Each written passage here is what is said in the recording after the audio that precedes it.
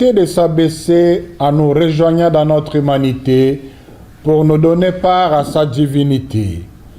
Dans son amour miséricordieux, Dieu n'a pas voulu abandonner l'homme à la mort, mais il a voulu le racheter en lui envoyant son Fils unique. En prenant chair de la Vierge Marie, le Fils de Dieu s'est lié pour toujours à notre humanité. C'est un motif de grande joie pour chacun de nous, joie que nous partageons en nous souhaitant joyeux Noël les uns aux autres. Cette année, la fête de Noël tombe au moment où l'humanité entière est secouée par la crise de la pandémie Covid-19, aux conséquences socio-économiques énormes et dont l'issue n'est pas encore certaine. Pour nous chrétiens, la fête garde tout son sens dans la mesure où l'Emmanuel qui s'est fait chair pour être avec nous, tout puissant qu'il est, il est venu à nous dans la fragilité d'un enfant, dans l'obscurité de la nuit, dans la pauvreté et parmi les pauvres. C'est une opportunité de nous ouvrir à lui, à sa lumière, pour que nous ayons en abondance la vie qui semble nous échapper.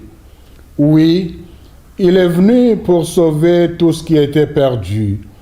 Faisons de nos cœurs la crèche pour qu'il s'y installe et que nous lui présentions nos joies et nos peines dans nos familles, dans notre pays et dans le monde.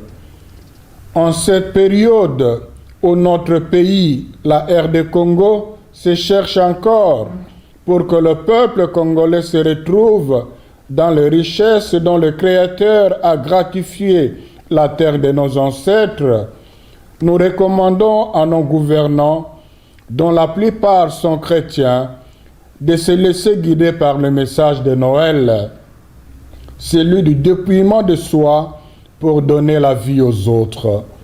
En dehors de cette dynamique, il y a risque que les slogans politiques que nous écoutons à longueur de journée demeurent des paroles creuses sans impact sur la population.